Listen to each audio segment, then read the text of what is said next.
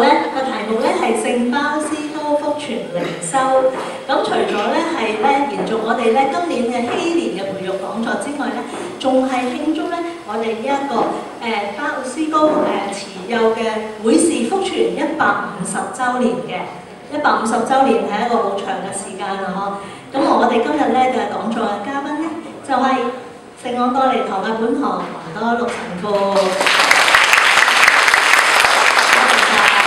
咁咧好啦，時間咧就我哋開始啦，即係捉緊啲時間咯。咁有請咧神父咧幫我哋做一個開始嘅祈禱。咁開始之前咧，我哋都做個簡短祈禱啊，求天主咧祝福祝福我哋嘅家庭啦，祝福我哋自己本身，祝福我哋嘅堂區啦因父及子及聖神之名啊！請你們稱謝上主，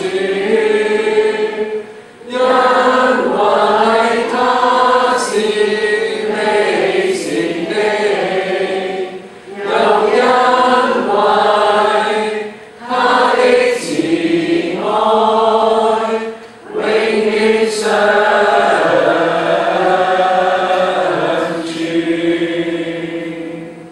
進監之佑，聖若望鮑思高，聖安多尼，因父及子及聖神之名阿們。哇！好開心咧，見到大家咁歡迎大家嚟到呢一個嘅呢個嘅講座啦。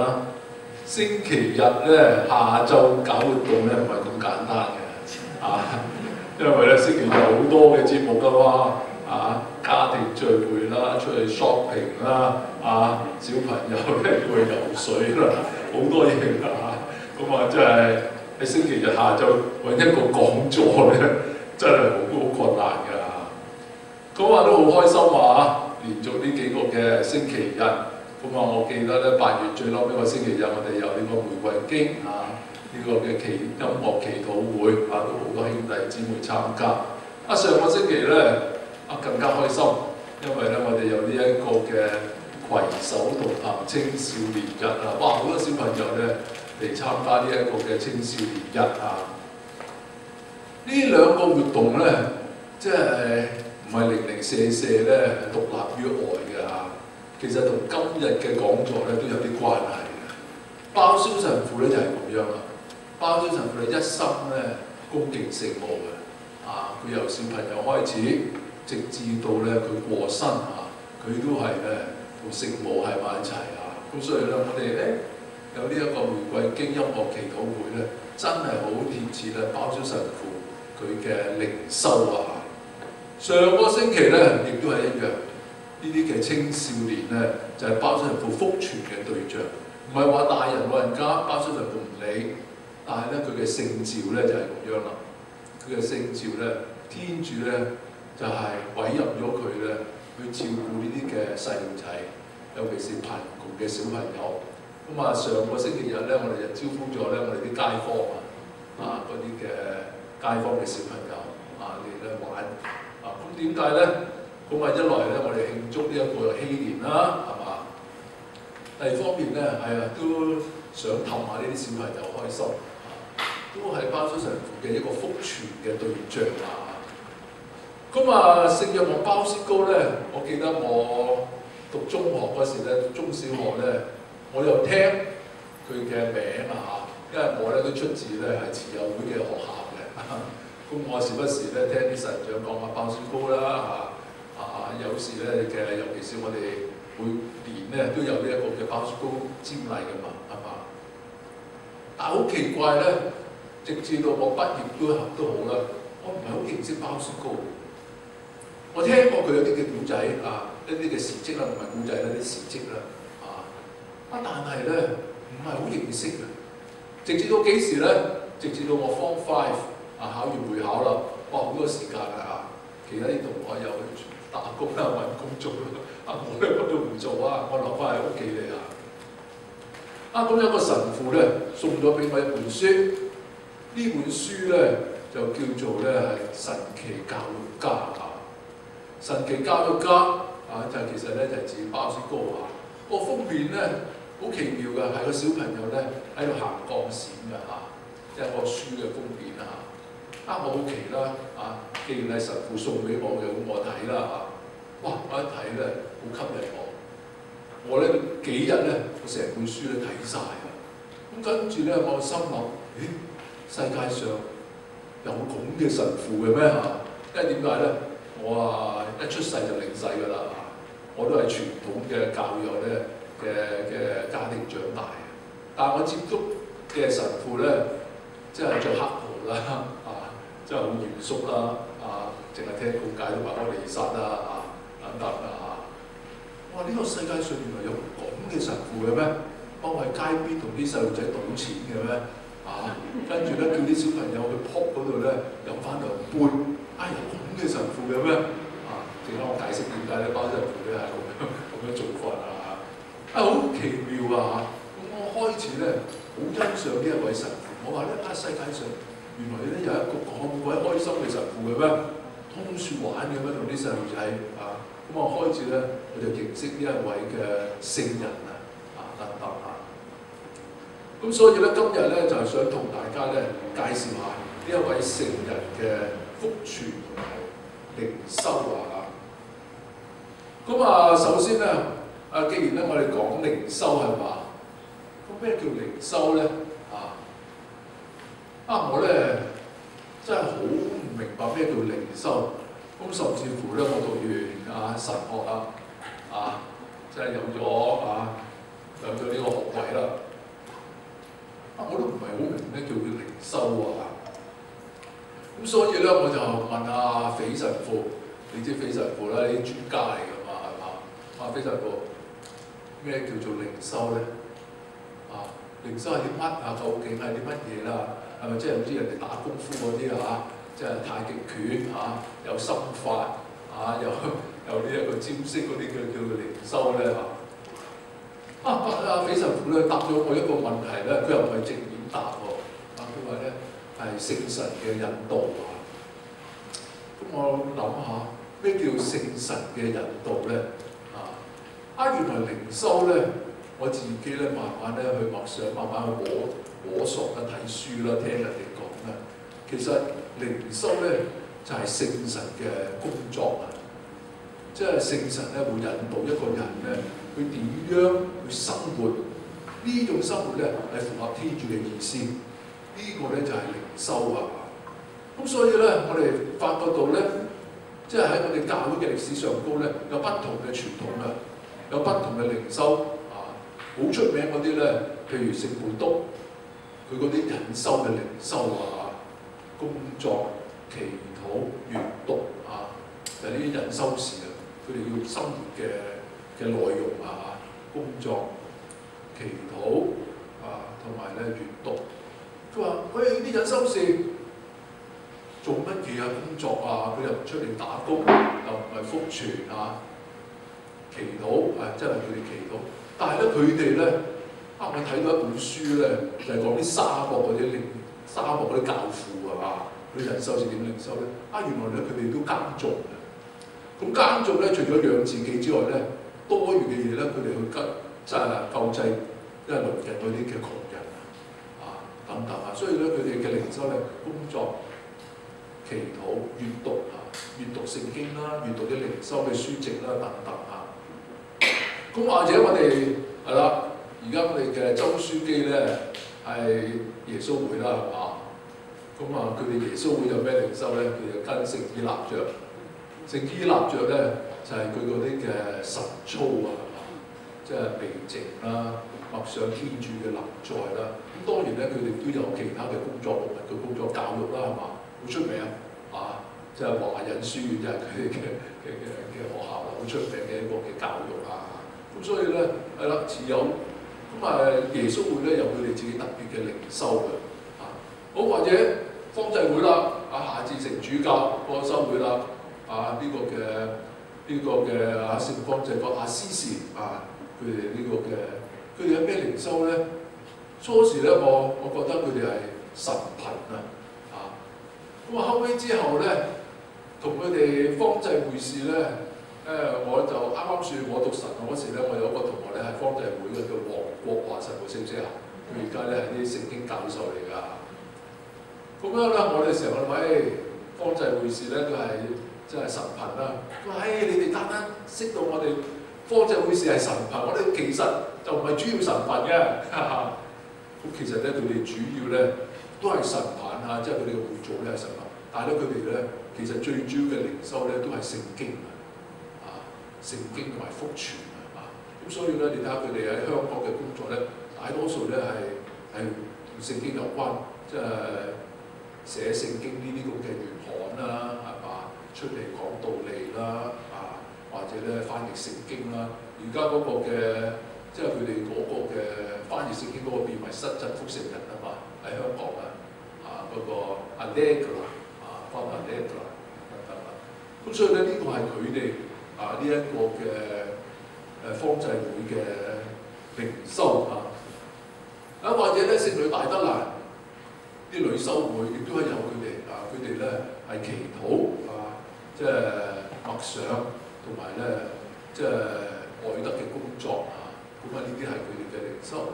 咁點樣知道咧我哋自己係咩靈修咧？咁其實咧要需要辨別嘅咁辨別你話神父好難喎，點樣辨別咧？點樣知道天主嘅意思咧？冇呢個摩西㗎嘛，我同天主冇摩西係嘛？咁點樣知道天主咧願意同我講啲乜咧其實咧有幾個嘅原則咧，我哋知道咧天主咧想我哋咧做啲咩，或者點樣生活第一，我哋嗰嘅生活咧，或者我哋嘅決定咧，或者我哋嘅構思咧，我哋呢一樣嘢係咪同福音嘅精神咧吻合？我哋所有嘅生活咧，係咪嚟自咧呢個嘅福音？你睇下我以上咧頭先所講嗰啲嘅聖人嘅靈修咧，佢哋大多數咧佢哋嘅生活咧係取自呢一個嘅福音或者聖經等等。咁呢個係第一個原則。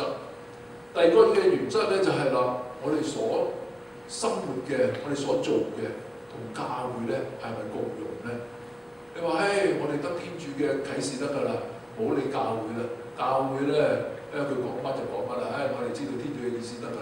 咁唔得喎，因為咧我哋嘅生活咧，天主咧係要透過我哋或者透過教會咧，使人明白佢嘅意思嘅。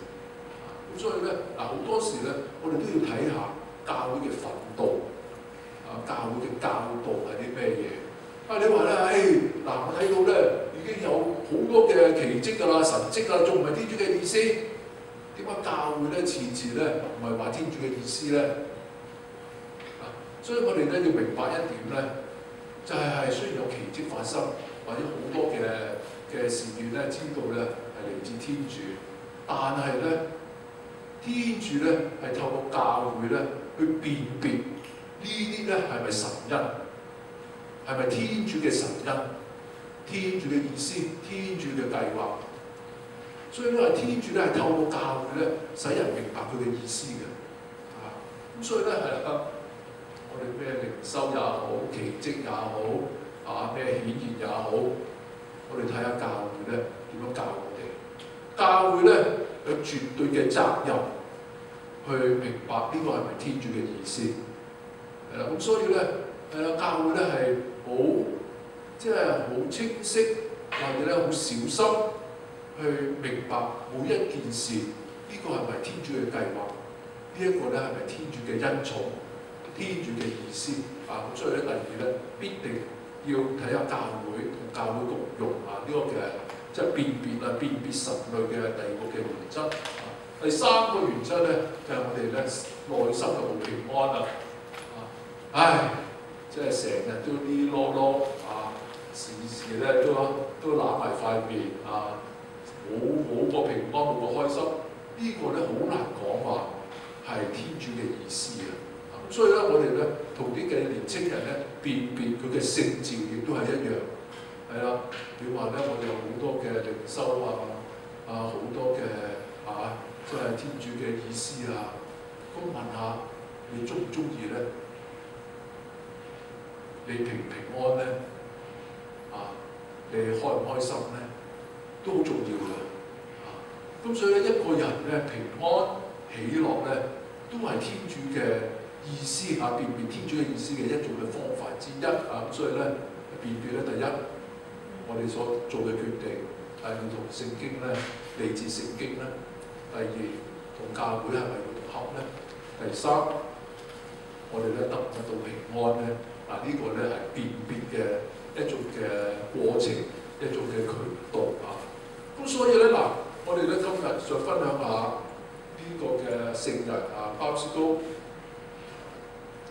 鮑思高呢個嘅聖人咧，係啦，即係我哋咧都要咧去睇下鮑思高咧，佢點樣去明白天主嘅意思？天主咧要做啲乜？天主咧要佢點樣去生活等等。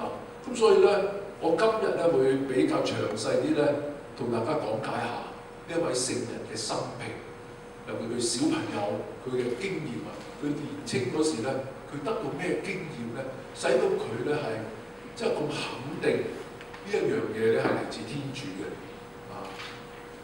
即係佢同青少年咧服務唔係咁簡單即係啲人話哇，你班慈幼會士咁鬼開心嘅，你又唔似修道人，啲修道人梗係要匿埋祈禱隱修院刻苦受齋打苦鞭咁樣哇！你班慈幼會士哇，帶住班細路通山走咁叫靈修又去踩單車，又去燒烤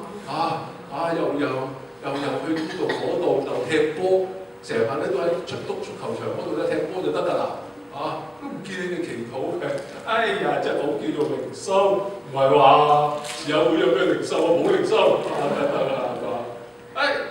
但唔係咁簡單即係日曬雨淋小朋友未必聽你講你叫佢行左，佢就會行咗右等等。鮑神父都遇到十分之多嘅困難嘅佢嘅建立修會啦，為青少年服務啦，照顧佢哋咧，好多困難嘅。咁所以咧，點解佢咁堅定咧？呢個係天主嘅意思，排除所有嘅困難咧，都係為呢班小朋友咧嚟去服務咧有佢嘅理由嘅。咁所以咧係呢個理由咧，我哋就要睇下佢嘅生平佢嘅經驗。所以咧我哋咧係認識靈修咧，都要認識下自己嘅經驗，或者呢啲嘅聖人嘅經驗咁所以我哋去朝聖咧，去睇啲咩我哋唔係單單去睇嗰啲地方或者乜嘢，我哋去明白下呢個嘅聖人點樣生活，佢有咩靈修嘅經驗，使到佢咧咁肯定咧，呢個係天主嘅意思咧所以經驗咧會使到我哋明白天主嘅意思。呢個嘅鮑思高咧，佢就係1815年咧係出生於意大利嘅一個嘅小村莊叫做碧基佢有咩經驗咧即係佢第一個經驗咧，即係佢點樣？我哋點樣知道佢嘅經驗咧？佢都唔係成日講自己嘅細個嗰啲嘅事蹟係咧一個教宗咧，佢覺得鮑神父，你一定要將你自己嘅經驗，尤其是童年嘅經驗咧寫低落嚟。但鮑神父咧係一個非常低調嘅聖人嚟嘅佢真係想為啲細路仔服務嘅啫，即係唔想人知道佢嘅咁佢所以就遲遲唔寫咁但係咧，教宗話：喂，神父，我叫咗你寫喎，你咁耐都未寫咩？鮑司都明白啦，即係呢個嘅教宗咧，唔係講下笑唔係客氣叫佢寫下自己嘅經驗，差唔多係出於一個命令。佢咧唔係即係直接咁樣去寫自己嘅經驗。佢寫自己呢個嘅經驗咧，係出於基於事實，真係事實嚟嘅，佢唔係人。咁但係咧，佢揀嗰啲嘅題目，教宗叫我寫啫，我可以寫呢樣唔寫嗰樣㗎嘛，係啦。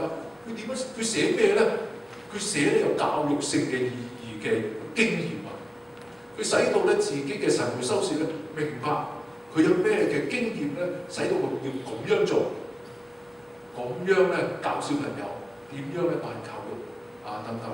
咁所以咧佢第一個嘅經驗咧，佢喺寫我哋叫母院史啊，即係咧包神父即係第一間創立嘅即係會院啊，佢叫做母院史。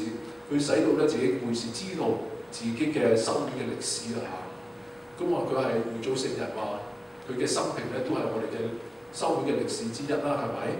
咁所以咧佢第一個經驗咧就係爸爸過身，2歲爸爸過身。你諗下一個小朋友2歲爸爸過身咧係一個 shock， 即係震撼嘅一個經驗啊！佢成世人都記得爸爸咧點樣過身。佢爸爸咧係耕田嘅，佢咧就係有一日咧耕完田之後咧出咗汗，想落地爐咧去攞啲酒。你知咧意大利人咧佢唔飲水嘅，飲酒啊！咁嗰啲酒咧係自己釀啦或者啦，自己釀多嘅，因為咧都冇錢去買啊。落地爐咧，啲地爐哇凍過雪櫃啊！即係落地爐咧，佢哋放晒啲酒喺地爐唔會壞嘅啊。咁佢落地爐咧。由於佢濕咗身落地爐攞酒咧，上翻嚟嗰時，哎呀，感染到呢一個嘅肺炎。你知19世紀1810幾年嗰時，邊度有藥，邊度有醫生咧去醫呢個肺炎？咁就慢慢咧喺屋企病死咗啦。咁佢咧即係結過2次婚嘅，佢爸爸即係唔係離婚。佢咧第一任嘅太太咧，亦都係過咗身有一個仔叫 Anthony 即係唔係我哋姓 Anthony 就係一個嘅大仔咧叫安多尼係啦。之後咧佢娶第2位嘅太太即係前妻咧過咗身，娶第2位太太。第2位太太咧就鮑蘇高嘅親自嘅媽媽啦。咁所以鮑蘇神父咧有3兄弟，大哥咧係同父異母嘅哥哥，第2個咧叫楊瑟，同埋佢咧就係自己媽咪，即係同父同母生。好啦，鮑蘇神父咧好記得清楚咧，佢爸爸過身嗰一日，佢同媽咪咧，即係啲親戚咧，當然咧圍住佢爸爸啦，哎呀，爸爸咧過咗身，媽咪咧好傷心。咁樣咧，啲親戚都走啦。小朋友咧，佢唔肯走，佢留翻喺爸爸間房嗰度。媽咪話：小若望，我哋走啦。唔走，爸爸唔走咧，我都唔走。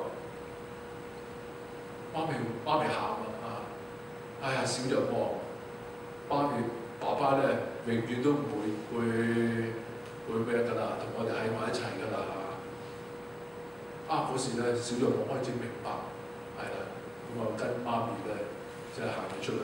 呢個咧經驗咧，令到佢咧明白到小朋友咧冇咗爹哋嘅，冇咗爸爸嗰個痛苦咁所以咧係啦，佢日後咧，佢點解咁即係唔係咁中意啦？佢點解咧死心塌地咁樣咧為呢啲嘅孤兒或者唔係孤兒都好啦，離鄉別井嘅小朋友做事咧，佢就係咁樣。佢明白咧冇咗爸爸媽媽嗰個痛苦咧就係咁樣咁所以咧係啦，日後咧教會咧冊封咗佢咧有另外一個嘅即係聖人嘅代號咧，話呢個聖人咧就係窮苦兒童嘅導師同埋前父即係啲小朋友咧睇見呢一個嘅聖人咧，好似自己爸爸一樣所以呢個咧唔多唔少都係我哋慈幼會靈修嘅一個嘅起步點，明白啲小朋友嗰種嘅孤苦伶仃係啦。咁所以咧呢個嘅鮑思高咧，佢雖然係咁樣但係咧佢天主咧俾佢10分之多嘅才能哇！即係佢零舍咧係聰明嘅呢個小朋友啊，而且咧係十分之咧懂人性啊！我諗咧，即係懂人性嘅意思唔係佢自己人性，佢知道對方咧嘅感受，對方嘅諗法咧係點樣。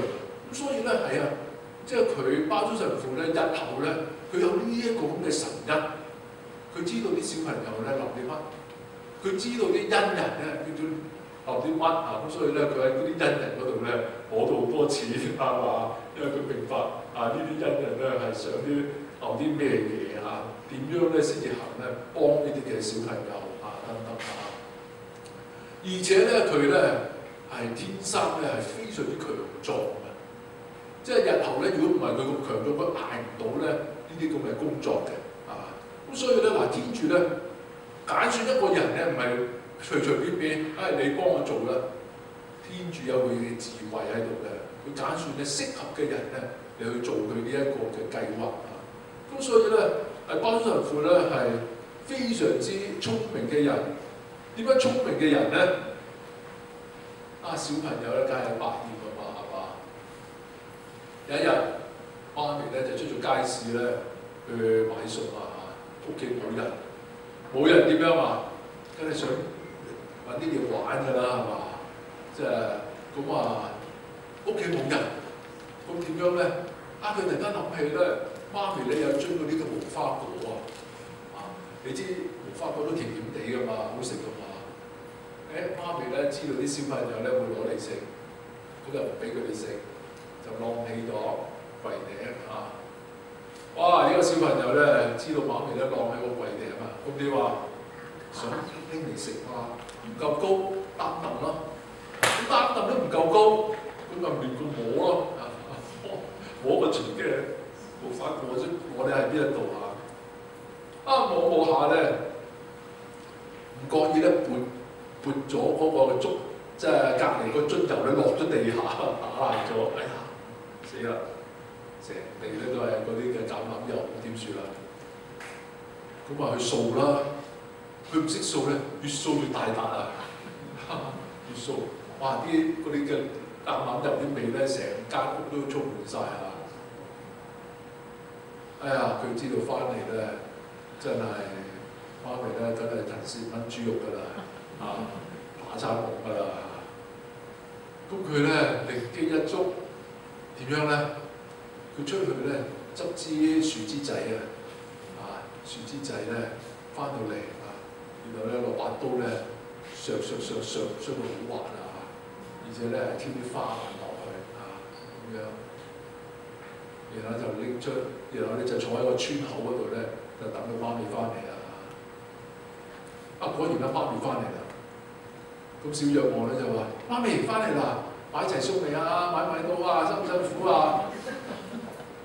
媽咪話：媽咪個心咧其實認識自己個仔嘅小朋友，一睇嚟咧梗係有嘢發生啦，咁好口你話小朋友係咪犯事咧？做錯咗事咧？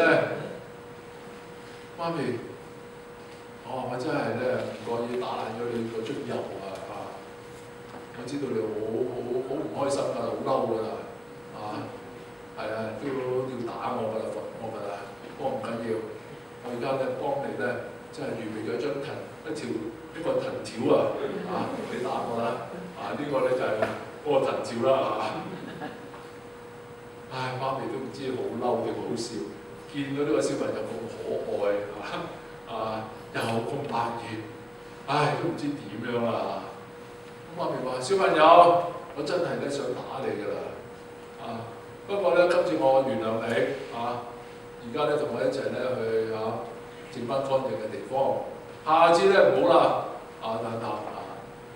小約翰咧就係咁聰明嘅，而且咧佢好識得氹嘅，但係咧都識守規矩一個嘅聰明嘅小朋友嚟嘅，而且咧佢強壯咧，真係佢。天主俾佢真係呢一種嘅體力咧，使佢咧能夠應付日後嗰啲嘅工作佢強壯到點樣咧？佢年青嗰時咧，意大利騎馬㗎嘛，仲係馬車啲嘢咁騎馬㗎嘛。咁呢個小朋友咧，真係天生聰明㗎。佢騎馬咧，騎到點樣咧？佢騎到咧能夠唔使揦住個繮㗎，佢能夠咧騎住隻馬咧，企喺隻馬背上高咁樣平衡㗎。啲人話：哇！呢個我哋青年真係傻傻地嘅，咁樣咪打死？佢唔會打死㗎喎。即係佢咧能夠咧，即係咁好技術咧，令到隻馬咧唔會帶佢落嚟嘅。而且佢點樣個臂力點樣大到點樣咧？佢能夠咧個馬將個碼頭一嘢咧撳佢落地下咯。因為隻馬咧唔俾你撳佢落地下咧，你要用幾大力先至撳到佢落地下。但係佢傳記裏邊咧講咧，佢嘅臂力大到咧能夠大過隻馬啊，撳個馬頭落地啊，等等啊。到佢年紀大病嗰時咧，你睇佢個醫生話：唉，神父你都好軟弱㗎啦，多啲休息啦。醫生，你話我軟弱冇乜力啊，我同你握下手啦，係嘛？咁個醫生咧唔信啊，同佢握手一握咧，哇！醫生都大叫出嚟啦。原來佢大力到咧，即係使到醫生都唔夠佢嗰個臂力大，醫生都叫啊，都痛到大叫出嚟啦。咁所以咧係啦，佢天生出嚟咧有各樣即係領袖嘅才能使到佢咧能夠咧即係為呢啲嘅青少年咧嚟去服務。而且咧最緊要咧，佢有一個善良嘅心啊！佢十分之咧細個嗰時咧，好中意啲小動物，都好錫啲小動物嘅啊！點解咧？佢得到一個神父嘅欣賞咧，就係有一次咧，神父咧見呢個小朋友咧喺雪地啊，因為意大利仲係落雪㗎嘛，係嘛？呢個小朋友咧見到隻雀仔咧凍到咧喺雪嗰度啊，飛唔起。咁其他啲小朋友梗係捉隻雀仔嚟玩啊，唔知點樣啊！神父咧離遠咧睇見呢個小朋友點樣咧，佢走埋嗰啲雪救咗呢個小雀仔出嚟，而且咧初暖佢啊，整暖嘅，即係等隻雀仔咧係暖翻啊，暖翻有力咧又放翻佢飛走啊！咁所以神父咧知道呢個小朋友係一個非常善良嘅小朋友嚟。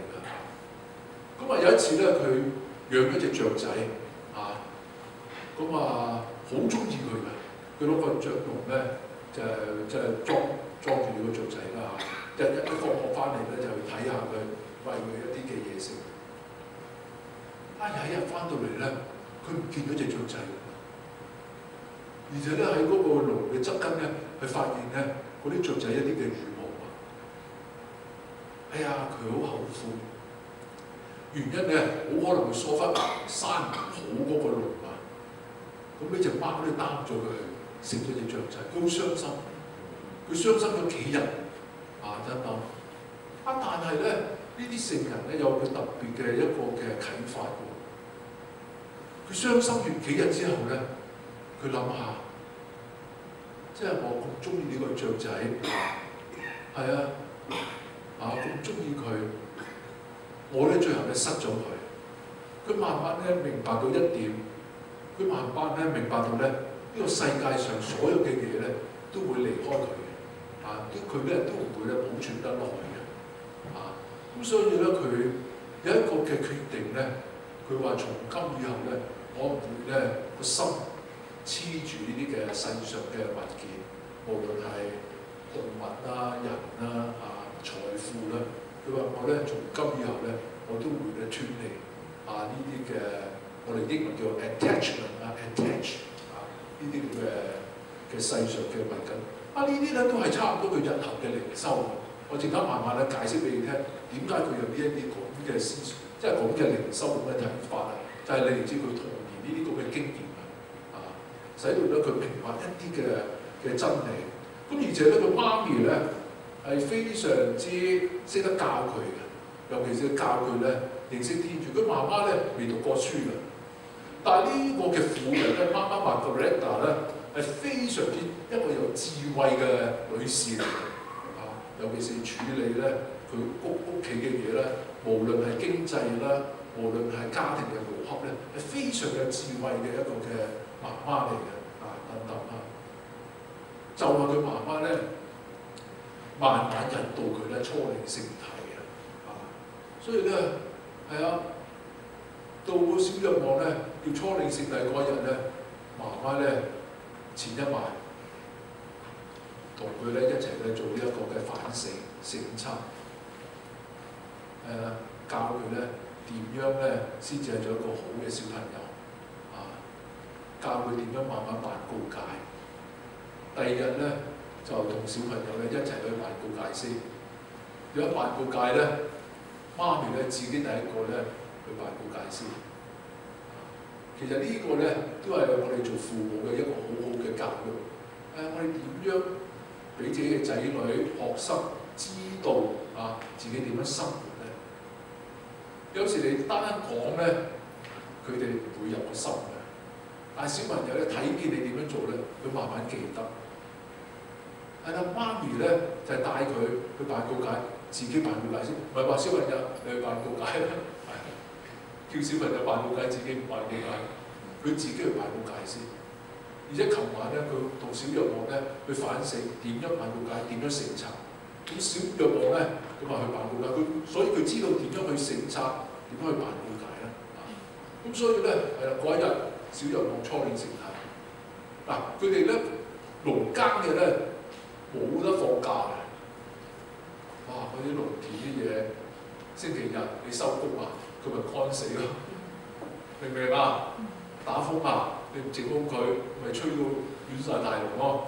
農耕嘅人咧唔會有休息嘅，所以星期日照翻工，照做嘢落田做嘢嘅。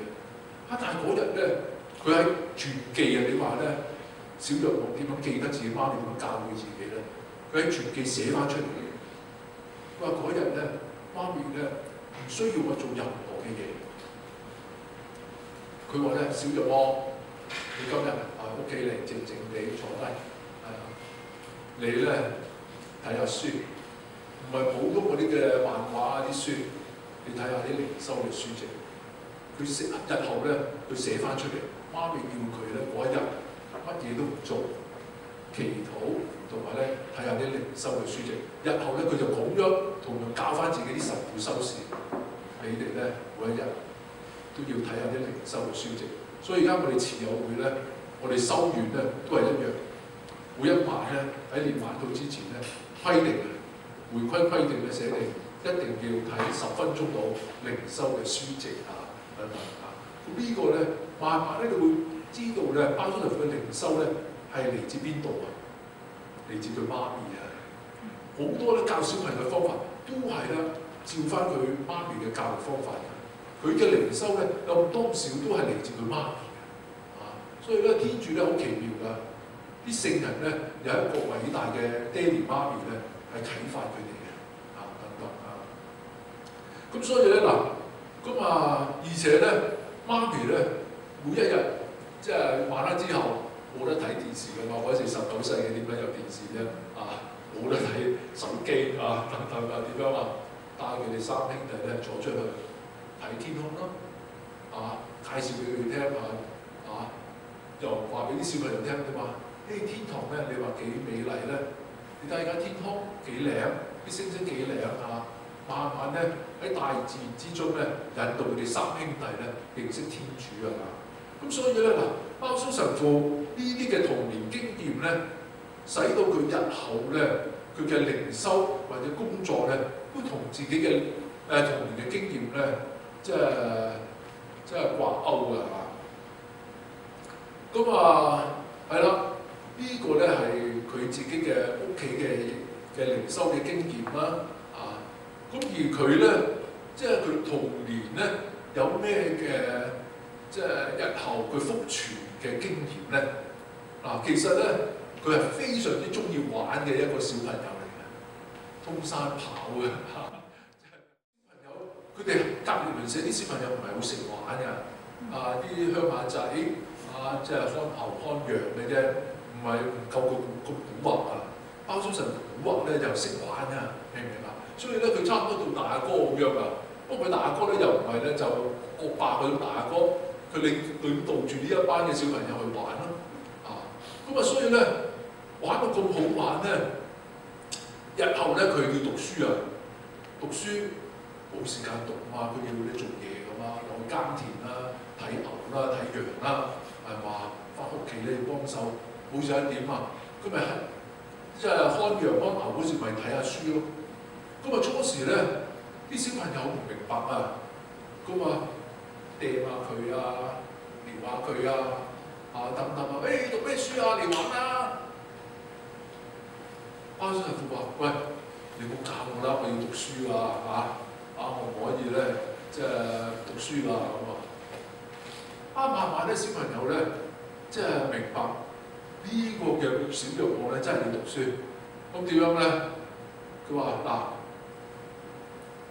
你咧就快啲讀好啲書我哋而家幫你咧開埋啲牛同埋開埋啲羊你安心快啲讀完同我哋玩好咁所以咧啲小朋友咧寧願咧開埋佢嗰啲牛同埋羊，咁叫佢快手啲讀完書咧同佢哋一齊玩，因為佢哋唔識玩，佢要小約翰咧帶領佢哋玩嘛，係嘛？所以咧你睇下咧，佢咧就係咁樣噶，即係小約翰細個嗰時咧，咁所以咧佢點樣咧？佢為咗吸引自己嘅同伴咧，因為佢聰明嘛，同埋咧即係觀察力十分之強咁佢咧就睇下呢啲人咧點樣去玩把戲咁嗰時咧好興嗰啲嘅即係玩把戲嘅人嗰啲嘅把戲團去入去村嗰度咧嚟去表演㗎嘛。咁佢點樣咧？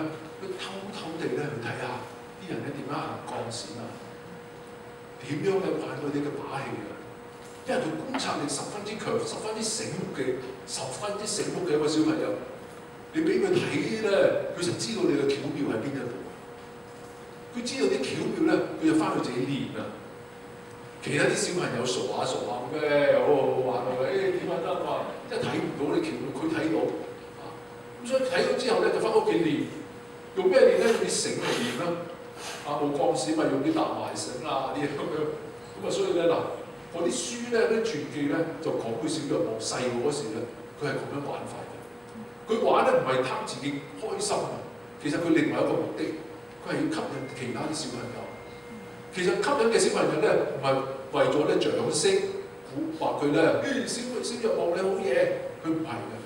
佢最終嘅目的咧，就係要引導自己嘅同伴咧嚟咧熱心恭敬天主。因為神父有搞錯玩同埋恭敬天主兩件事嚟㗎嘛，風馬牛不相及咁點樣咧？佢唔係嘅。佢咧就係特登咧去練到呢啲咁嘅把戲咧，吸引啲同伴嚟鄉村咧，尤其是夜晚好悶㗎嘛。朝頭早咧就係做嘢，擺攤咧冇嘢做，咁點樣咧？佢表演俾嗰啲嘅小朋友睇，啲小朋友開心咯。哇！有把戲睇喎，免費嘅喎，咁樣咧佢都好醒目㗎。好啦，我哋練咗天主經聖母經，我哋先至睇把戲。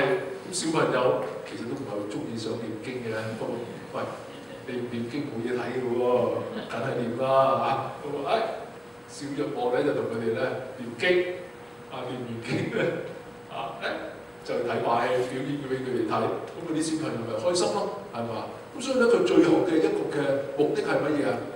使啲小朋友咧認識天主，即係唔係個媽咪咧咁識教你個仔嘅，係佢媽咪識教佢啫，其他啲媽咪未必識教啊嘛咁所以咧佢有個目的咧，使到自己嘅同伴咧、小朋友咧認識天主咁而且咧佢嘅記憶力咧係非常之超人、非常之驚人嘅一個嘅記憶力。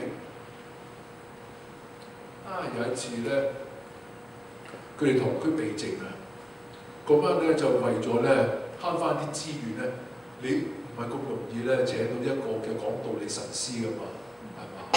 咁咪幾條村佢夾埋咯，明唔明啊？咁使到咧又呢條村又唔使另外即係請個神父，嗰條村又另外請個神父咁樣，真係好煩噶嘛。咁又要即係啲神父又要行嚟行去，咁所以幾條村夾埋咯。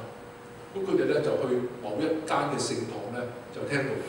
嗰時咧真係好嚴㗎即係細個嗰時，即係我細個嗰時啦，同埋佢哋嘅19世紀嗰時咧，避靜就係避靜，即係要去聽道理啦，即係參加啲彌撒啦、禮儀啦嚇。小若望咧，跟埋啲大人真係去第二條村嗰度避靜啊！避靜咧，啲神父唔係好似而家咁樣啊，小朋友避靜就適合啲小朋友所聽嘅道理，講啲小朋友聽得明嘅道理。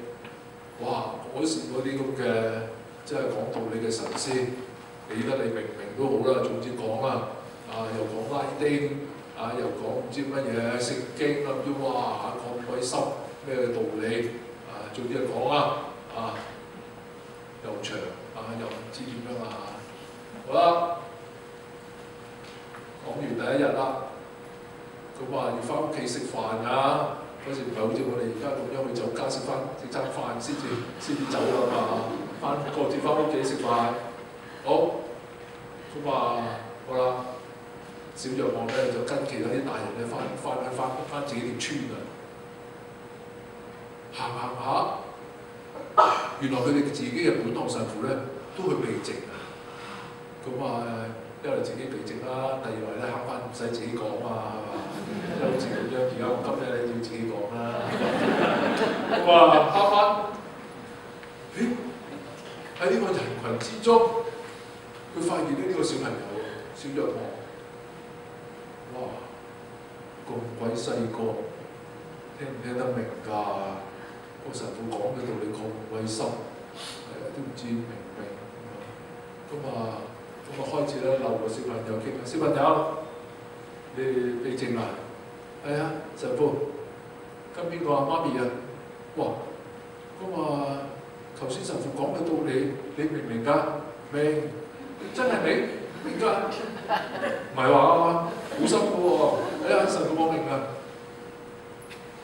咁好啦，嗱，你講1-2段道理俾我聽，我就咧獎賞你啊！神父，你愛邊一段啊？頭先道理嘅邊一段？你想我講邊一段啊？哇！邊一段？可能神父都唔係幾記得啦。神父你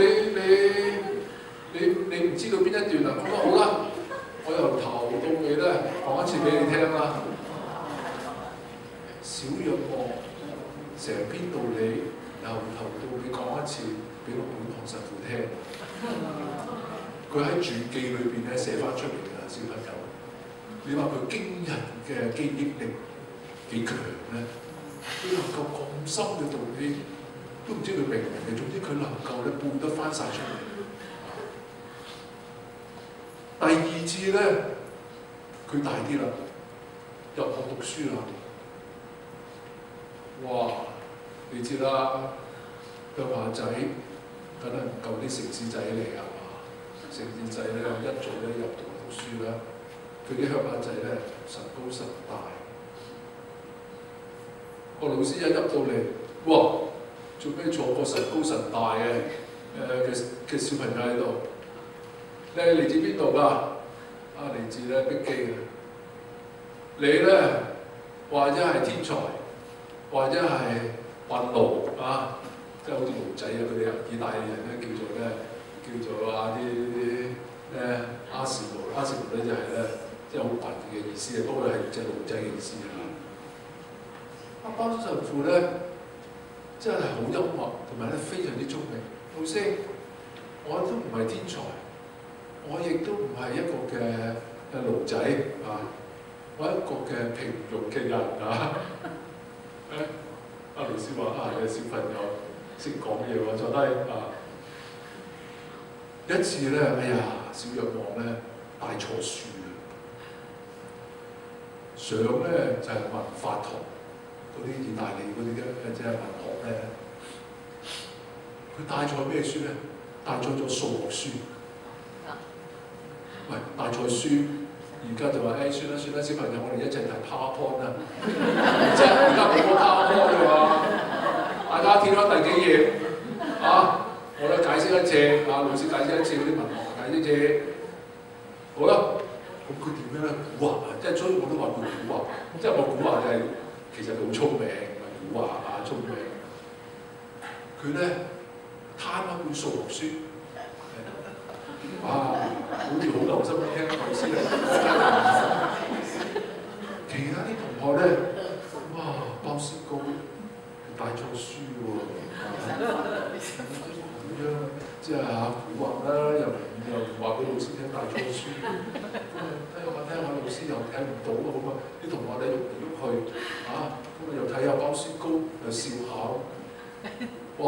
你知啦，教慣書嗰啲咧有職業病㗎嘛，小朋友無唔留心即係火都滾埋係嘛？我講書你哋唔聽咁跟住咧，啲同學咧睇住包雪糕，包雪糕起身，好，將頭先我所講嗰篇課文讀一次出嚟。好，班主任佢嗌本書，係咁讀，一讀晒嗰段，老師講嗰段出嚟喎，讀。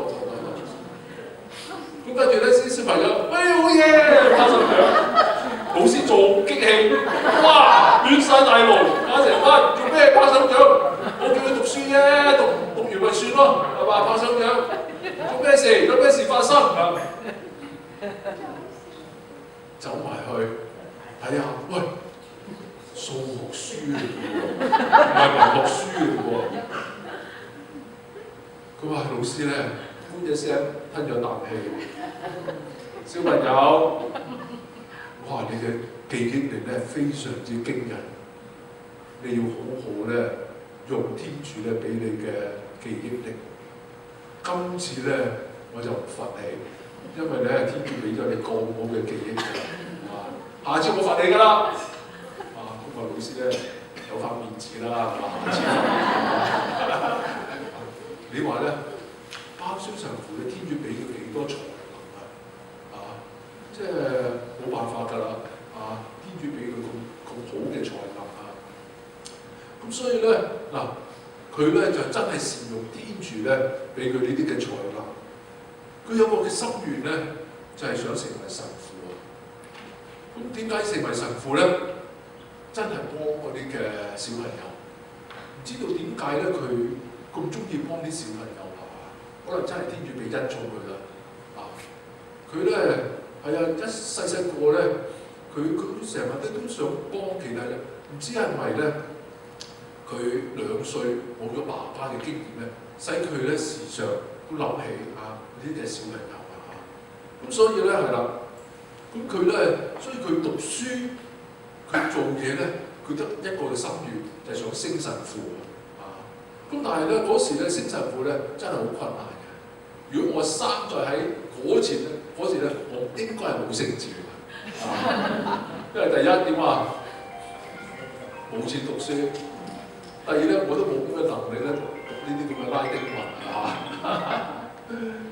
但係咧小若望咧，佢就係一樣啦，佢克服咗即係呢啲嘅困難嗰時咧入修院咧，真係差唔多好似讀大學咁樣，你一定要交學費。你唔交學費，你咪冇聖召咯，冇聖召咁咪唔使讀咯，係嘛？嗰時教會咧唔方冇聖召，因為咧唯一嘅讀書，唯一嘅出路咧就係修院啫嘛。嗰時冇乜大學㗎，唯一最高學府咧就係啲修院，啲修院咧就係當時嘅社會嘅差唔多高等嘅學府等等呢個小朋友咧，佢真係一心一意咧想做神父，唔係為咗賺錢。嗰時咧做神父可以賺錢嘅喎，做啲家庭嘅教師啦、家庭嘅神父咧，照出糧嘅喎。你如果做到一個貴族嘅家庭神父咧，你唔查唔收優惠㗎佢養起你嘅包蕭神父咧，佢做神父咧唔係咁嘅意思，佢做神父咧係想為啲小朋友。佢話咧，你睇，即係佢喺傳記嗰度寫翻出嚟佢話咧，佢細個咧已經係咁諗㗎啦。佢寫翻出嚟，佢話細個，佢話咧將來我做神父咧，我唔會做呢啲咁嘅神父。將來我做神父咧，我咧唔會咧俾啲小朋友，因為嗰時咧啲神父咧，即係唔係話佢哋熱心好心，或者咧係冇聖德嘅神父。嗰時嘅神職班有一個嘅不明文規定咧，係要嚴肅，好正經，冇講笑，冇好似我而家咁樣咧亂咁噏嘢，要好嚴肅㗎。行道路咧都要直啲嚇，唔好咁樣嚇，即係通住行企企理理咁樣啊！啲神職班着長袍戴啲帽咁樣小朋友好啦，神父早晨，鬼彩！小若望咧有呢啲咁嘅經驗叫神父咧唔鬼睬佢佢話咧嗱，日後我叫神父咧，我唔會咁樣嘅，我會咧關心啲小朋友。佢哋唔睬，我都睬佢㗎。所以咧，包先神父咧，佢係細個嘅經驗咧，令到佢日後咧係咁樣成為一個嘅青年嘅慈父等等。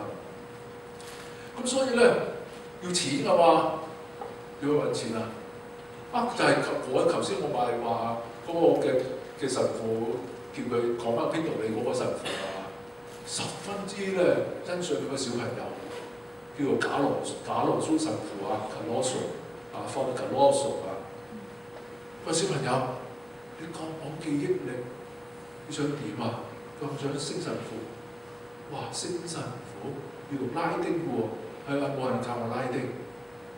小朋友，我教你，聽日叫媽咪嚟。哇！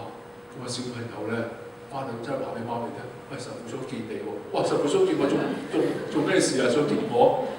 總之神父想見你啦。咁去到咧就神父話：喂，你個仔仔咧非常之有才能唔好嘥咗佢啦，係嘛？想唔想學拉丁我咧就親自咧教佢拉丁文。哇！有神父教佢拉丁文，梗係好啦。升唔到神父，佢都識拉丁文係嘛？佢話梗係好啦。咁開始咧嚟神父嗰度咧，神父真係咧俾心機教佢又學到喎。小朋友學到拉丁文，嗰時你話意大利文好同拉丁文差唔多就兩回事。意大利文都好難學，拉丁文更加難學。嗰啲嘅你話英文嗰啲嘅文化好複雜，拉丁比英文嘅文化係複雜到10倍以上咁複雜點樣學佢學到慢慢讀。有一日耕田嗰時咧，小若望咩事哎呀唔得了啦！神父咧病咗，神父病咗，神父咧想話見你神父想見我小朋友衝去咧神父嘅住宅宿舍。哎呀，神父咧真係病到啲就嚟過身周圍咧有啲教友啦，即係有啲人咧，即係陪住神父神父咧見到小朋友嚟小若望嚟，喺枕頭底咧摷咗條鎖匙出嚟，當住所有嘅教友或者咧其他嘅親戚朋友呢條嘅鎖匙咧係我俾呢個小朋友嘅。鎖匙入邊嘅嘢咧，全部係屬於呢個小朋友小若望嘅咁叫小若望咧好保存呢個嘅鎖匙咁神父就過身。原來嗰條鎖匙咧就係神父咧嘅積蓄嗰時冇銀行傳到咧所有櫃嗰度，嗰條匙咧就差唔多要夾埋一樣。神父咧諗到，哇！小若望要升神父要用好多錢，所以咧佢將自己嘅積蓄咧俾晒呢個小朋友，叫其他教友咧做證見證哎呀，小若望真係好傷心。咁冇咗第一個爸爸啦，第二個爸爸咧都冇埋啦，好傷心。跟住你點樣咧？問神父積蓄個櫃嗰條鎖匙喺邊度？啲教友咧話翻俾呢個侄聽，神父臨終之前咧，將條鎖匙俾咗呢個嘅小朋友小若望唔係，個鎖匙咧係我嘅，因為咧神父係我嘅阿叔，所以佢所有嘅嘢咧係屬於我嘅。其實咧啲教友咧可以同佢抗爭係嘛？喂，神父真係俾呢個小朋友喎，唔係俾你喎，係嘛？但係個仔咧一意孤行話呢條鎖匙係屬於我嘅，因為我咧係神父嘅仔。小若望自己咧好細個，但係咧非常之聰明同埋咧懂事嘅小朋友，而且真係咧佢嘅認識天主係非常之深。佢話：唉，我爭你做咩咧？如果天主要我升神父嘅話咧，一定會升到。所以佢當眾大家嘅面前咧，將條鎖匙交翻俾呢個仔，然後離開咗啦。佢話：如果天主咧召叫我，一定係會幫我嘅。係啦，佢咧就係有呢啲咁嘅經驗啊，使到佢日後咧十分之咧係信賴天主啊等等啊。咁所以咧，陣間我會講啊，佢呢啲經驗咧啊，會使到佢點樣啊？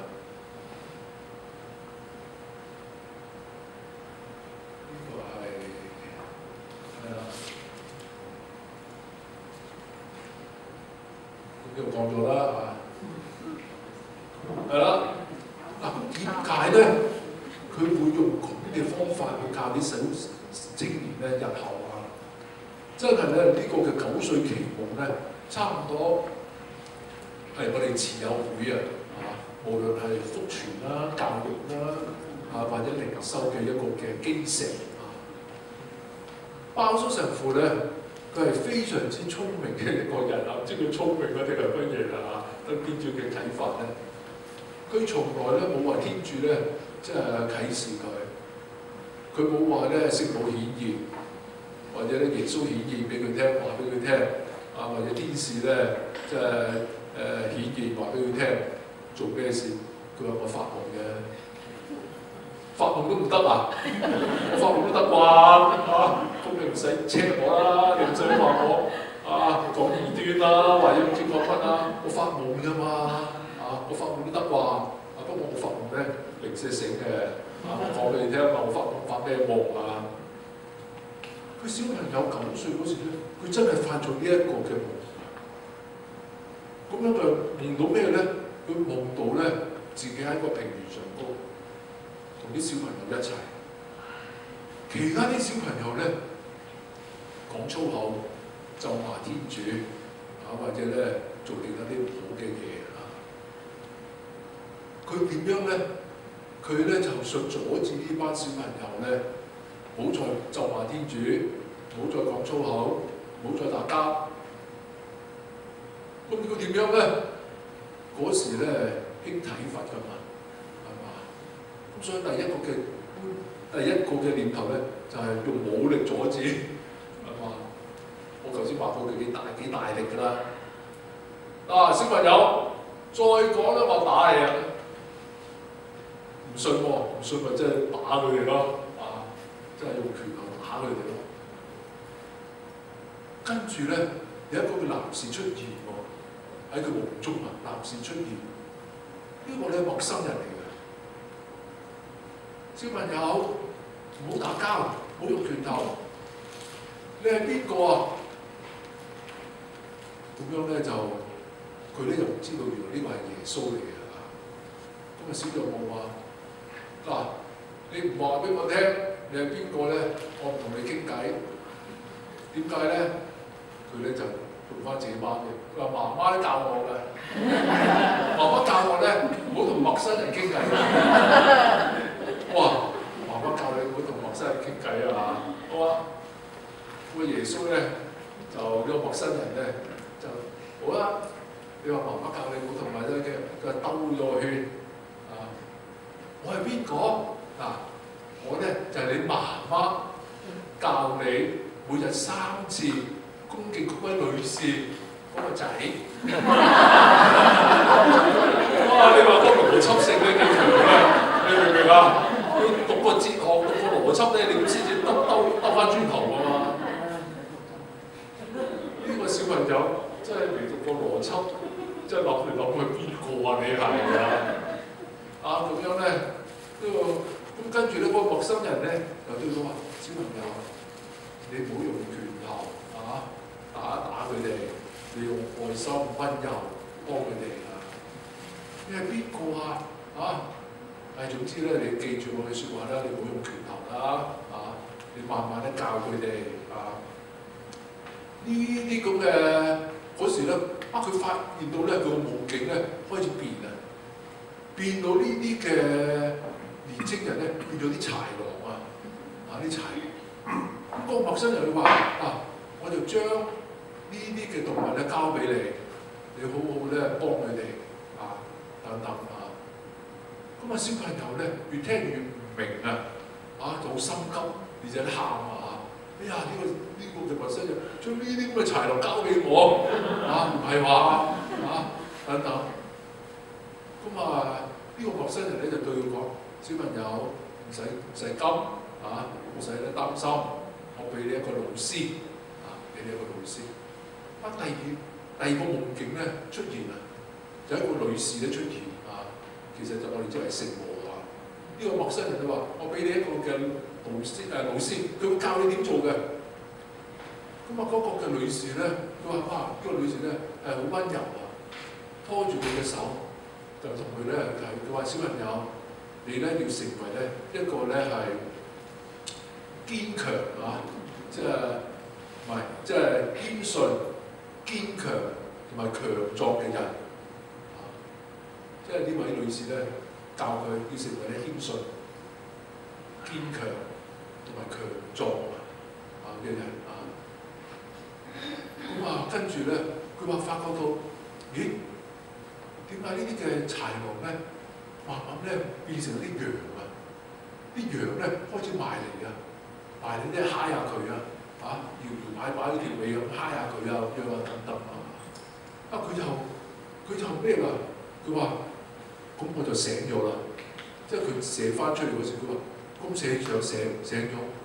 我醒咗嗰時咧，我發覺咧我都痛個塊面原因佢話咧，頭先同啲小朋友打交你打人啫，人哋打翻你㗎嘛。我都覺得痛等等呢個嘅9歲奇夢咧，就慢慢咧變成咗小若望啟發小若望咧，佢點樣咧去創立修會教育青年嘅一個基石慢慢咧都使到我哋慈幼會士咧慢慢明白我哋嘅工作係啲咩嘢等等，同埋咧點樣咧去辦呢個嘅教育真係講完咁樣，所以咧可以話得，所以包神父咧得到一個啟發咧，就係呢一個嘅溫良咁其實咧我哋發覺到呢個9歲奇夢咧，靈修同埋福傳咧都喺埋一齊所以咧呢個嘅溫良咧都係一個嘅包咗靈修嘅一樣福傳咧就係將狼變羊你話咧幾難咧？呢個世界上點可以將狼咧變羊啦？狼係食羊嘅啫，邊度會狼變羊咧？幾困難咧但係咧，天主咧就係叫包叔神父咧係要咁樣做，將狼變羊。點樣咧？要有謙遜謙遜、堅強同埋強壯同埋咧以一個仁愛嘅方式咧，向青少年咧嚟去福傳等等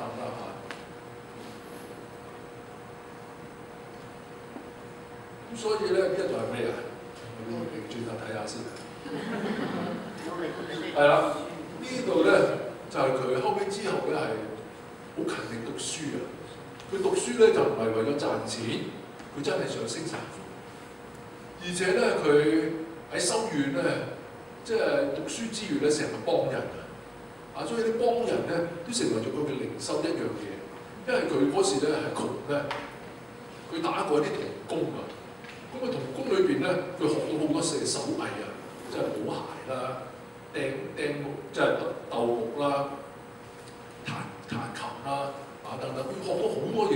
咁所以咧，佢喺修院裏邊咧幫啲同學啦，啲同學唔識嘅嘢教佢哋拉丁文，佢哋咧啲衫穿咗同佢哋補，即係佢真係縫紉㗎，包上會識㗎，因為佢要學㗎嘛，佢要做個童工啊，咁所以咧佢咧就係、即係呢個咧都係成為咗佢嘅靈修啊。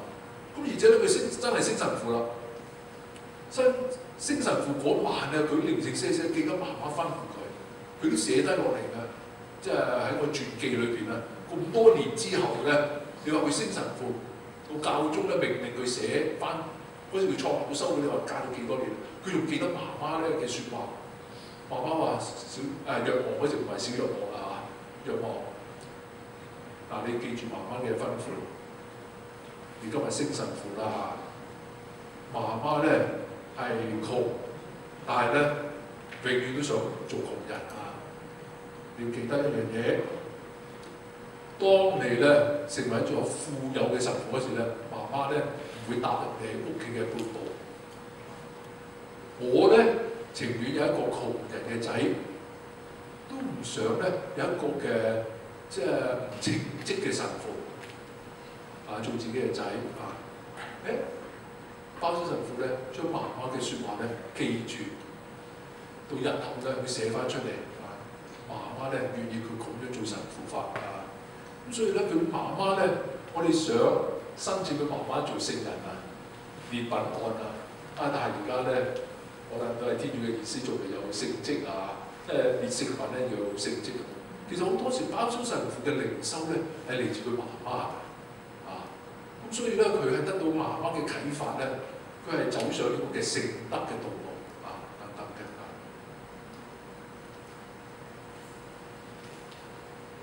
好啦，咁除咗個媽媽啟發佢之外咧，其實咧就係呢個佢嘅神師假法速神父啊，係啦，假法速神父。其實呢個神父唔係大佢好多嘅啫喎。包神父咧細個嗰時咧係鄉村咧年青人嗰時咧。呢個嘅假法速只不過係一個嘅修心啊，但係呢個嘅修心咧係非常有聖德嘅，慢慢咧指導包叔神父。咁包神父你一次去睇馬戲啊，即係哇小朋友入聖堂，全部都衝晒去睇馬戲。咁包叔神父亦都好中意上去睇馬戲，所以走去睇馬戲。呢個假法速咧，佢係修心。佢唔係睇馬戲，佢企喺聖堂門口。包咗神父，你衝到聖堂門口咧，佢做咩？企喺度唔去睇馬戲啊？問佢喂，好好睇喎，你唔去睇？呢個嘅修心咧，佢話咧，我唔會睇呢啲嘢嘅。我嘅娛樂咧係聖堂嘅禮儀。呢句説話咧入咗包咗神父嘅腦喎。哇！原來咁樣啊！原來咧做神職人員咧，即係唔係呢啲世俗嘅娛樂，而係咧聖堂嘅禮儀。日後咧包神父咧寫翻出嚟，而且咧佢慢慢咧，雖然呢個嘅神父咧大包神父咧係幾歲嘅啫，但係佢咧係跟佢即係選呢一個嘅假法速神父咧做自己嘅神師。呢個嘅神師咧係指導佢點樣成聖，同埋指導佢咧要做啲咩嘢係天主嘅意思。所以呢兩個都係聖人嚟㗎。而家呢個假法速咧，佢係探監，全部都規範監獄嘅囚犯啊！而且係佢指導包神父，你乜都冇做啊！你升神父咧，你即係而家狀元啦，係嘛？我哋叫5星星啊，6科、7科、8科、9科，唔知點樣啊，5星星。包小神父都係狀元嚟㗎。佢考嗰啲嘅修院嘅總考啊，4、5個教授咧喺呢度。大家咧全部俾佢攞 A 啊 ，A 啊，3個 A 啊！大家都話佢係 optimal 啊，即係咧係最叻嘅。所以咧包神父咧讀書係非常之聰明。一升神父之後，啲人搶住請佢。3樣嘢，佢話俾咧假法速神父聽，我選邊一樣嘢咧？我有3樣嘢。第一，去啲貴族嗰度咧做佢哋嘅神師，咁有3餐啦。有出嚟。第二，做個貴族嘅家庭教師，教啲小朋友，亦都係大把錢。第三，做呢個本堂神父，亦都係好多收入㗎啦。假法速神父一聽咗之後話：包租神父，你3樣嘢你都冇揀，咁啊做咩啊？你跟我嚟再讀書。咁嗰時咧，呢個假發叔咧喺呢個教區嗰度咧，同埋第2個神父咧就開辦咗叫做咧司鐸培育院啊。咩叫司鐸培育院咧？必定咧係神父嘅，佢嘅學生係必定係神父，而且咧希望咧培育一啲年青嘅神父，培育佢哋點樣咧？培育呢啲神父咧出嚟咧係真係咧無問，教佢哋咧更加深嘅神學同埋呢啲倫理學啊。咁呢個嘅假發叔咧同埋另一個神父咧，其實專係呢個倫理神學嘅。嗰時倫理神學你讀得好咧，你出嚟聽告誡啦，當教友咧係非常之有用。咁所以咧，佢話咧，你3樣嘢你都冇做，嚟讀多2年書或者3年書，包住你聽，真係用呢啲嘅司鐸培育院學呢啲更加深嘅倫理神學。佢出嚟咧，佢識得點樣幫啲細路仔，同埋咧好明白教會嘅路向啊，教會點樣諗法，教會咧係點樣，即係真係想人點樣生活啊，咁所以咧，而且咧佢已經想入呢一個嘅方濟會嘅。佢話：我唔入修會點樣做聖人啊？點樣啊？咁話呢個嘅假發叔咧，你唔好入，你入教區，因為教區咧，你嗰啲嘅司鐸咧冇俾修會即係限死咗你做啲咩嘢，你可以自由選擇要做咩嘅工作。而呢啲假發叔咧係預見到咧呢個包租神父一定要幫啲細路仔嘅。你入咗呢個嘅方濟各會幫咩啊？你要聽命㗎嘛，神貧精傑聽命，要聽話喎。即係會長派你去非洲，你咪去非洲咯，係嘛？派你去呢個嘅阿斯士，你咪派去阿斯士咯，冇得揀㗎。咁你點樣幫啲細路仔啊？呢個嘅假發叔話你咧入教區，成為教區嘅司鐸。所以咧嗱。天主咧嘅安排咧係咁樣啊！利用啲神師啊經驗咧，令你知道咧天主咧想你做啲咩嘢啊！咁所以咧係啦，最後咧為呢啲嘅青年服務啊！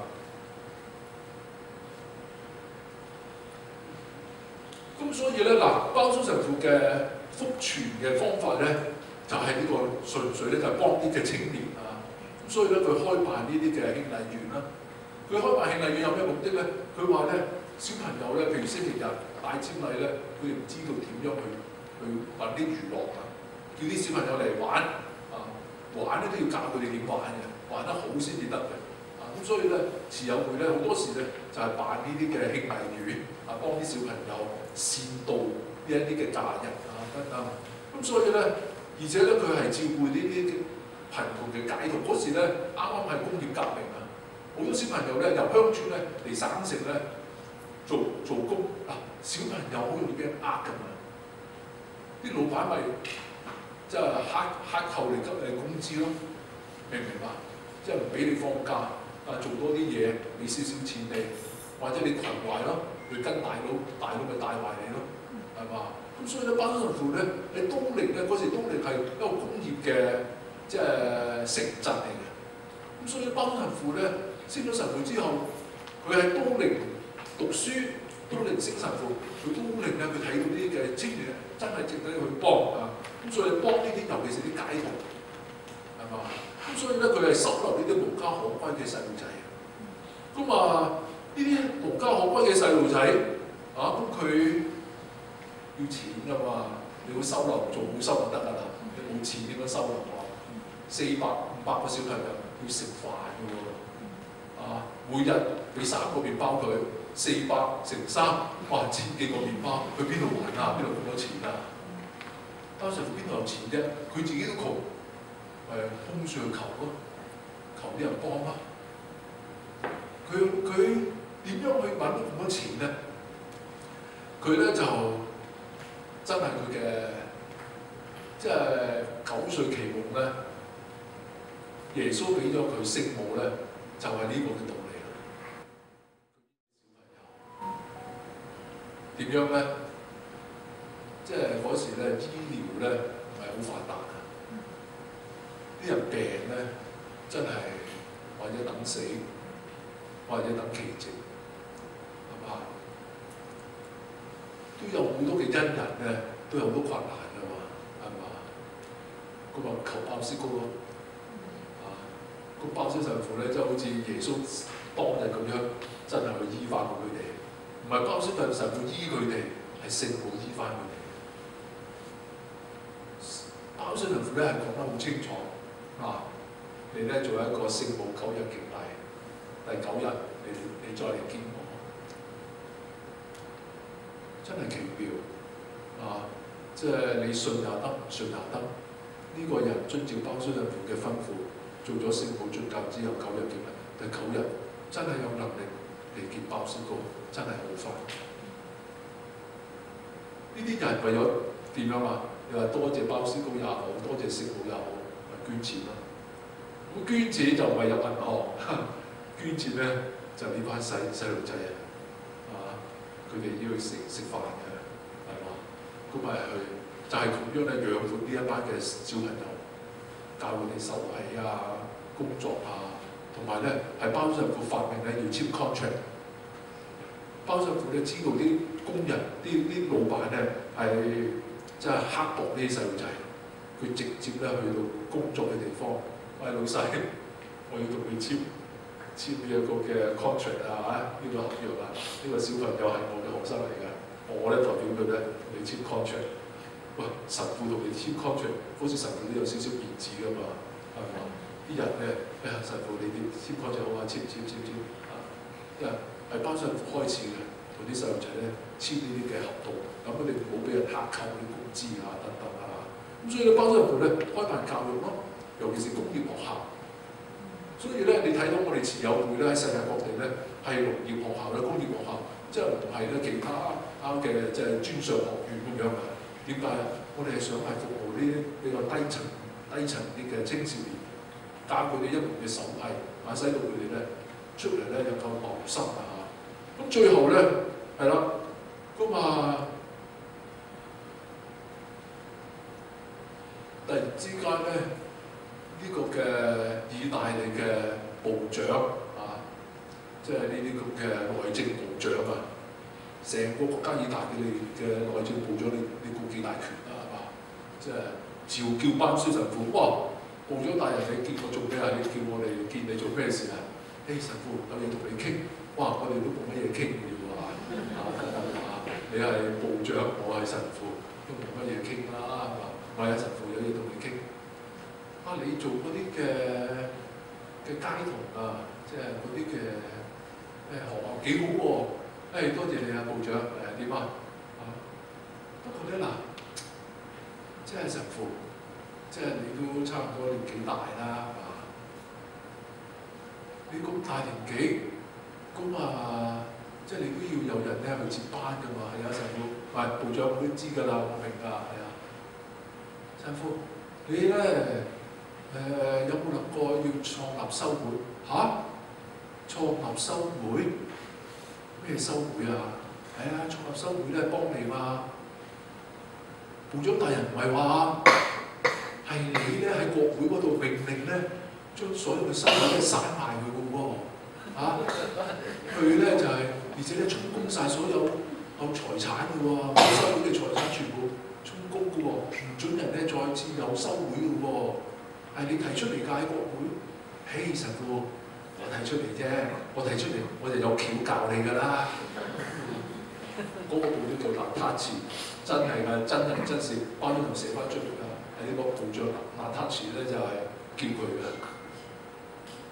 點樣創立修會而家國家法律唔準人咧開辦呢啲修會㗎嘛？神父，你匿埋祈禱引修呢啲修會，我哋會刪㗎。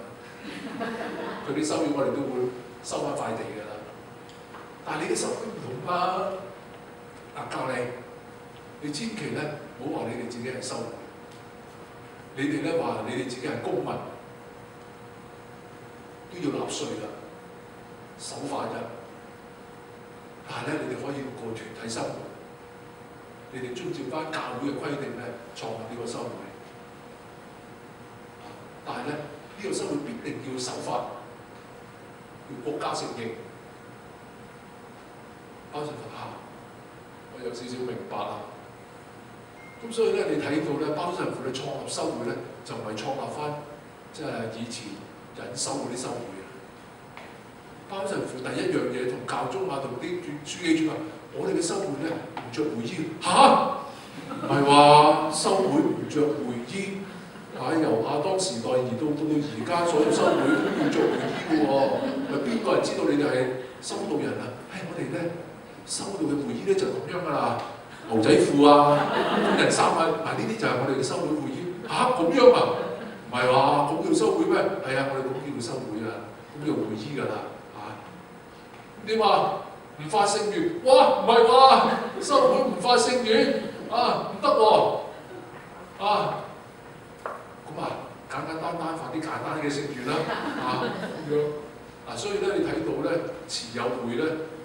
佢唔好似嗰啲嘅古老嘅修會咧，發啲大願等等嘅，咁而且咧喺社會面前咧，我哋咧全部咧唔係修道人，我哋全部咧係一個嘅普通嘅市民，即係要交稅要守法犯咗法要坐監即係嗰類嘅，明唔明我意思啊？咁所以咧，我哋慈幼會士咧喺教會面就係修道人。係修會，但係喺政府面前咧，我哋係一個普通嘅公民，即係普通嘅市民，要守法嘅。咁所以你睇下我哋而家嘅辦教育辦咩都要守法嘅，明唔明啊？遵照即係社會嘅規定咧嚟去辦學然後咧我哋亦都遵照咧教會嘅規定咧嚟去教育我哋嘅青年，同埋咧呢個嘅即係我哋嘅靈修咁所以咧時間差唔多啦，好快咁樣咧同大家睇埋最後嗰幾幅相咁所以咧，包租神父嘅靈修咧係幫佢嘅福傳佢邊度有咁多嘅能力咧同埋咧力量咧去教呢啲嘅小朋友咧佢咧就係靠聖體聖事所以咧呢個嘅聖體咧由佢做心生，由佢媽咪幫佢初領聖體嗰時咧佢明白到耶穌係佢生活之中嘅力量所以咧佢一生人咧即係主持呢啲感恩祭彌撒嗰時咧係咧非常之即係可以話得虔誠同埋咧吩咐啲會士啦、學生咧我哋要熱愛聖體咁所以咧聖體咧變為咗佢一個靈修嘅基石咁而且咧係點樣咧？與我靈取其源。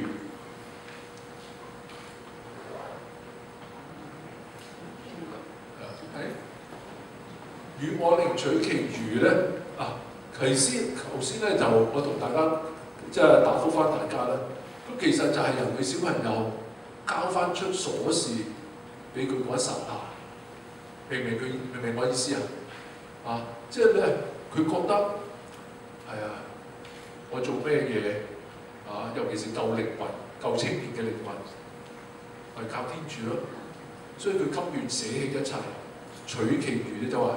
我唔愛呢啲嘢，我單咧求天主嘅祝福、聖母嘅幫助。所以咧我哋咧即係有多時咧，我哋堂區都有即係呢個嘅與我靈取其源。我哋救青年嘅靈魂，其他嘅嘢咧我哋捨棄，就係咧嚟自咧包信父童年嘅經驗即係全心咧係靠聖母、靠天主咁而且咧佢覺得人人都可以成聖。呢個咧係嚟自咧，即係佢嘅主保假化足神父咧，佢話包咗個俾你一個嘅主保聖人，就係呢個聖方濟各沙雷氏呢個聖人咧，話我哋每個人咧都係聖人，所以要教啲小朋友話：小朋友，我哋每個人都係聖人。咁所以咧，佢呢度咧就培育到呢個小聖人當年我生為好出嚟，教佢哋點樣成聖喜樂。同埋善盡呢個嘅職責，點解咧要喜樂咧？呢度有冇喜樂咧其實咧就包租神父一個好特殊嘅一個靈修嚟嘅。佢咧用喜樂咧去吸引呢啲小朋友歸向天主，所以佢細個嗰時學馬戲咧係乜嘢？一個喜樂嘅靈修，佢咧係即係透過呢啲。喜歡即係開心咧，引導人咧歸向天主尤其是小朋友同埋青年人咧，係真係中意開心咁所以包神父咧，喂，你自己揦埋塊面，啲細路仔點樣跟你啊？所以佢自己都成為一個喜樂嘅人。咁可能佢細個都真係中意玩嘅中意咧玩啲馬戲嘅。咁所以咧，喜樂咧幫助到佢咧克服好多嘅困難。教育啦、籌款啦、呢個嘅修會啦等等，而且咧呢個喜樂咧一個嘅好具體嘅靈修咧，就係人咧要接近天主先至喜樂嘅。佢教小朋友你哋咧要接近天主祈禱，你就會喜樂平安但係咧都忘記要善盡自己嘅職責呢個嘅小聖人，當年我3日後咧就給包師公成為咗呢個嘅聖人啦咁而且咧，包神父咧好教人咧係恭敬聖母，差唔多佢嘅福傳咧，全部係建基於呢度嘅。頭先咧我所以話佢即係冇錢啦，佢自己冇錢讀書啦，冇錢咧養呢班嘅細路仔咧，佢真係靠聖母。佢甚至乎咧建立修會都係靠聖母。所以而家我哋咧慈幼會第一條嘅會規咧，話我哋嘅修會係嚟自邊度咧？我哋唔係話嚟自包師公，我哋話嚟自聖母，係聖母咧引導包師公咧創立咗呢個嘅慈幼會咁所以咧係啦，佢點樣去得到教宗同埋教會嘅批准？你成立修會，你唔係話你成立修會就成立修會，有班人跟你，喂唔得喎，有班人跟你啫，你呢個唔係修會嚟嘅喎，點樣修會咧？係要教會批嘅。咁教會咧有好多書記㗎嘛，唔係單教宗㗎嘛。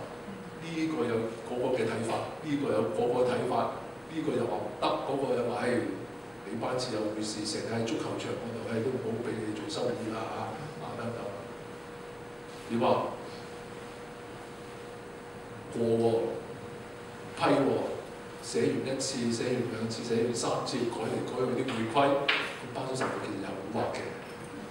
教會咧叫佢改，佢係改咗啲字眼，其實個意思又有喺度，啲書記話：改嚟改去都喺度嘅，點樣咧？點算咧？反對佢嗰個書記嗰個侄病咗個咁嚴重，冇醫生醫翻好。點算咧？咁啲人咧話：書記，你去同包師神父商量下啦。同包師神父商量下，有方法咩？你同佢講啦。咁書記話：好啦，叫包師神父嚟見我啦。書記大人，你見我做咩啊？你叫我嚟見你做咩啊？神父，我真病咗你可唔可以幫佢祈禱啊？求天主咧醫翻好佢啦。咁樣書記好似我哋嗰個回歸好似未過。得啦，你快啲啦，你幫我陣祈禱先啦。咁樣好啦，我求聖母啦。書記我哋一齊咧做呢一個嘅聖母宗教之後9日敬禮求聖母聖母咧真係醫翻到呢個書記嘅疾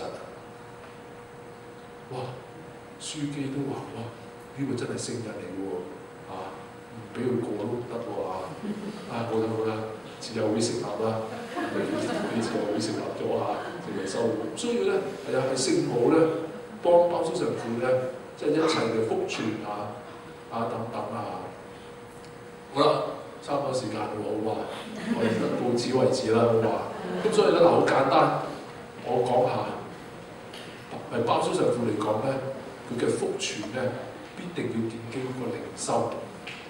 個靈修咧有咩靈修咧？個靈修咧就係好簡單，為包師神父咧個靈修第一，去教自己嘅會士同埋青年咧熱愛聖體因為咧所有嘅嘢咧係嚟自耶穌，無論乜嘢都好嚟自耶穌，所以咧第一係熱愛聖體，所以咧包師神父臨死嗰時咧佢都係熱愛聖體第二要孝愛聖母，一切事咧都係聖母所引導、所祝福嘅第三咧就唔係單單祈禱，都係服務近人即係包身神父咧，服務青年咧係為咗救佢哋嘅靈魂。救佢嘅靈魂咧，包身神父有個口號就係與我靈取其願，即係話你俾青年嘅靈魂我得㗎啦，其他嘅嘢我乜都唔愛。所有嘅嘢咧，我會依賴天主等等。咁所以咧嗱，包身神父嘅靈修同埋福傳係分唔開嘅。你唔好話單單去福傳，冇靈修唔得嘅。所以咧，包身神父佢童年嘅經驗咧，使到佢明白福傳同埋靈修咧兩個咧必定要合埋一齊先至得嘅。OK， 多謝大家。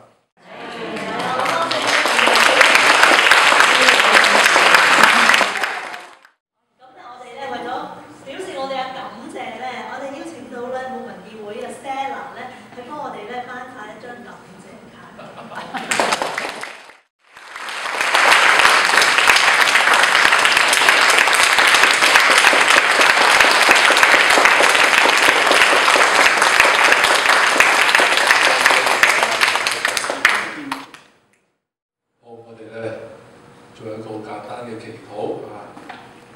一切嘅事咧都嚟自天主，嚟自耶穌，嚟自聖母。我哋咧有耶穌，有聖母做我哋最好嘅朋友咧，呢個都係光明個三位一喺佢初領聖體嗰時4個嘅志向之一。